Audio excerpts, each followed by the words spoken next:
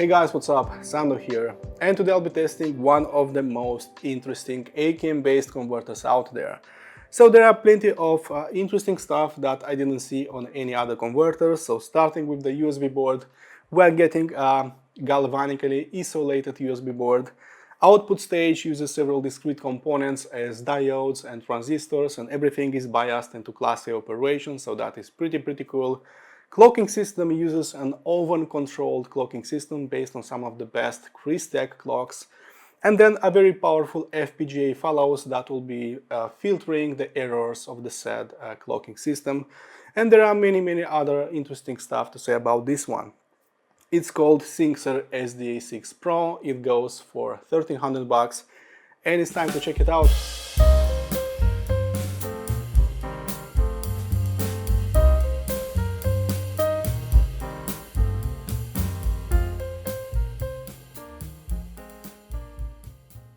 Build quality wise, metal work seems flawless. We're getting a much thicker enclosure compared to any SMSL and topping DAC. Especially its front plate looks tank proof. There aren't bells and whistles with this one. It looks like an old school DAC with just a handful of buttons and with a monochrome LCD screen in the middle. You won't get complicated menus, hidden features or anything like that, as it will be showing you only the selected digital input, digital filter, sampler rate, and you can select an internal or external clock. All in all, it looks like an oversized metal brick that is painted in matte black. It doesn't attract a lot of eyes, and maybe that's what I like the most about it.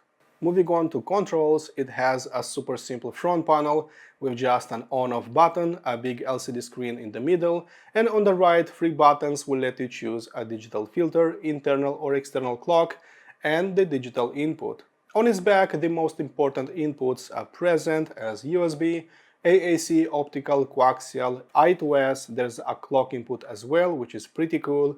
And since this is a fully balanced DAC, you'll find a pair of XLR and RCA outputs that will offer you a fixed voltage output. As for tech inside it, Singxer added an oversized 40-watt walk-core transformer that was completely isolated from the PCB board, from which DC power is being conditioned with the help of 20 voltage regulation stages. That's pretty crazy. One of its most interesting aspects is that it uses a galvanically isolated USB board, and if you'll be using it via USB, this is simply the best USB implementation that you can get. In all seriousness, I've seen this practice only on very expensive DACs, ranging around 4,000 to 5,000 bucks, and never on something as affordable. At the heart of its digital processing stays a flagship AK4499 DAC chip, and considering its out-of-production status, SDA6 PRO can be considered as a limited edition unit. Its analog output stage was built around 4 OPA 1612 op-amps, together with a huge number of discrete components as diodes and transistors, all biased into Class A operation. Singxer went with some of the best current production clocks from Crystal that are oven controlled, ensuring heat stability and a perfect clock synchronization.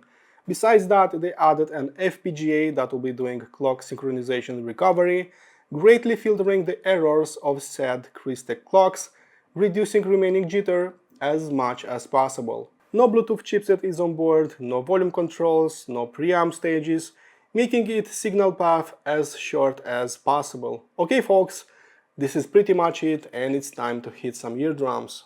After switching from an SMSL VMV-D2 with the Singxer SDA6 PRO, immediately I felt that detail retrieval is something else, transparency is something else, so detail retrieval went up, noise floor went a little lower, so clearly it was just more detailed sounding in a way.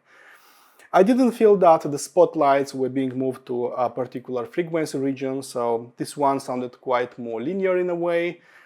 It was not full-bodied, it was not overly smooth and creamy sounding as most AKM based converters are sounding. So SDA6 PRO was just tighter sounding, it was faster sounding, it was clearer sounding, as if somebody magically swapped that AK4499 with some ESS Sabre silicon. The second thought that I have was how incredibly dark its background really was. There was a spooky silence in between the notes, in between the passages, and the void spaces that are connecting the musical notes felt just bigger, and no matter how much I've tried, I simply couldn't detect its noise floor. Via headphones, via loudspeakers, even going much louder to my usual listening levels, it was simply dead silent. Thirdly, there was a sense of calm, of ease, of effortlessness, as if everything just sounded just right from the first seconds. So it was not super fast, it was not super slow, it was not aggressive or mellow sounding, it was not overly sharp or just muddy sounding. It was just right from the first seconds. So I was not getting that long treble ringing, I was not getting those super fast decays in the bass, and it was clear to me that this unit knows exactly the meaning of pace, rhythm and timing, and how important that is in a high-end setup. There was a very small droplet of warmth, of liquidity that made me pass through my aggressive music as putting butter into a frying pan. And while it was never, muscular, visceral sounding, powerful in the bass like Gustard X26 Pro, I believe that it provided a higher quality type of bass. Those sub-bass notes made their appearance felt immediately, but they were not asking for my full attention. And in the end, I believe that I've got a higher quality type of bass instead of muscular, very punchy type of bass performance. While this one is not really a creamy sounding unit in the mid-range, I believe that velvety mid-range is still present thanks to that IEM silicone that is sitting inside. But instead of pushing this concept to extremes, Singxer tried squeezing the last drop of dynamic range, highlighting inner details considerably more. Then I decided using it in my stereo setup that you can see behind me. And since it lacks any preamp functionality, it doesn't have a volume control, I've used my benchmark HPA4 as a preamplifier. And everything that I've mentioned about its bass that was, high quality, light on its feet, that lacked oomph, cojones, simply changed its character forever. And I believe that an active preamplifier really made that. Maybe those HB2 power amplifiers were also changing its character, but I believe that HPA4 was adding just a little bit of bass. It was faster, it was more impactful, it was more powerful, it was more tactile compared to my Gold Note Distant Plus that usually stays in my stereo. There was really no contest with fast and impactful music as Infected Mushroom, Noisia. This one just was more impressive.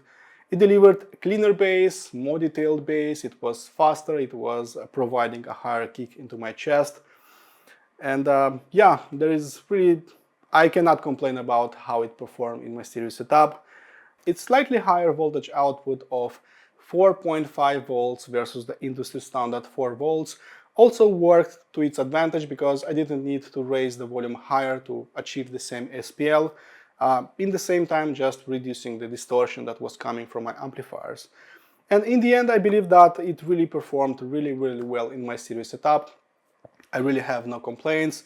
The only thing that you need to know is that you'll need a highly transparent, very clean, very detailed sounding preamplifier. Otherwise, you can bottleneck its performance pretty badly. Moving on to transparency and detailed retrieval. If you like hearing everything that is hidden behind your track, so all the good, all the bad, all the mastering errors, all the beautiful nuances, then SDA6 PRO will be easily providing them to you. So this is a very detail-oriented DAC, so there is no other way to saying. But it will never try to be analytical, dry sounding, or just clinical sounding. That it will not be. It was actually, in the first week when I received it, it was highlighting that treble output a little bit more. But right now, 2 months later, it's no longer like that. It's just a super defined, very clean, precise, very extended treble output. So double drums are very precise sounding, snare drum hits as well. But thanks to its velvet sound technology, I believe that it's very extended in the treble, but also refined and natural sounding. So I believe that in terms of detailed retrieval, this one is clearer and more impressive compared to the VMV D2 by SMSL, compared to the Gold Note Distant Plus, topping D90, topping D70S. Simply put, this is the cleanest sounding IEM based converter that I tried at my place. It's so clean sounding that it even challenges some of the best ESS Sabre converters like Gustard X26 Pro, like Matrix Audio Element X. It's really that impressive in this department. And even if detail retrieval is really the #1 ability that SDA6 PRO mastered, I believe that this is still a very powerful music making machine. Moving on to Transients, this part alone is never rosy looking with IEM based converters, but Singxer excellent timing and very good pace, fast pace simply cannot be denied. So topping D90 just found its arch nemesis, that is for sure, because everything that I've loved about that one felt just improved and elevated with the Singxer unit. And I'm not sure what makes it explosive and so energetic sounding in the bass, but I believe that it's a Class A output stage that uses several discrete components, make it so lively, so engaging sounding in here. If you are into modern music like rock, electronica, pop, anything else, I believe that SDA6 PRO would be right up your alley because it just infuses a higher engagement factor and it never presses the brakes when it comes to dynamics. After volume matching it with the SMSL VMB-D2, it was clear to me that Singxer wasn't as weighty sounding in the bass, but it provided a higher quality type of bass, so it was swifter and it also provided a faster decay, especially with electronica tunes. So for example, Infected Mushroom, Spitfire still spits fire when bass notes are landing on my chest. Noisier Tentacles are still sending my feet into a Toy Tap Fiesta, and Skrillex Supersonic also makes me feel like I'm living in the future, just delivering very powerful bass notes into my chest. No matter what goes in and out of my playlist, I believe that SDA6 PRO just kept on going and going, delivering an outstanding transient response. Moving on to Soundstage, as I was saying, SDA6 PRO employs plenty of discrete components and its analog buffer stage was biased into class operation. And as a direct result, it will always sound quite vast, quite airy, especially with live records. If you like live music, then I believe it will impress you right away. So with it, music always sounds quite big, quite airy, quite layered. It never hits some imaginary walls in some way.